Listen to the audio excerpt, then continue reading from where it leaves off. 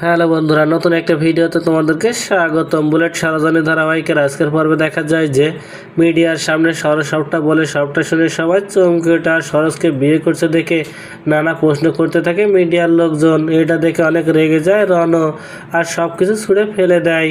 আর রাগিনী বাড়িতে আসলে সবটা দেখে অনেক রেগে যায়। আর সরোজ বিয়েটা করেছে সবটা দেখে কি করবে ভেবে পাচ্ছে না কোনো কিছু। তখন রাতুল বলে, দিদি নিজেকে একটু সামলাও, আমি সবটা ম্যানেজ করে নেব। আমার লোক রেডি আছে, সরোজকে পেরে শেষ করে দেবে। রাগিনী সবটা মেনে নেওয়ার নাটক করে, কিন্তু রণ কোনোভাবে সরোজকে মেনে নিতে পারছে না। এদিকে অর্ণব এখনও জানে না যে সরোজের বিয়ে হয়ে গেছে। সরোজের জন্য বসে কফি শপে অপেক্ষা করছে।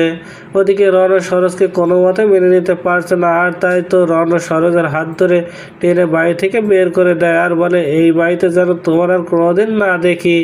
এমন কথা শুনে সরোজ বাড়ি থেকে বের হয়ে গেলে চলে যায়। আর এদিকে অর্ণব নিজের কাজ মিটিয়ে বাড়িতে ফিরলে আর দেখে যে কিছু লোক একটা মেয়েকে বিরক্ত করছে। আর কাছে গিয়ে দেখে ওটা আর কেউ নয়, ওটা সরোজ। সরোজের বিয়ে হয়ে গেছে শুনে নিজের চোখকে বিশ্বাস করতে পারছে না অর্ণব, তাও আবার নিজের ভাইয়ের সাথে। অর্ণব গুন্ডাদের হাত থেকে সরোজকে বাঁচিয়ে নিয়ে চলে আসে চ্যাটার্জি বাড়িতে।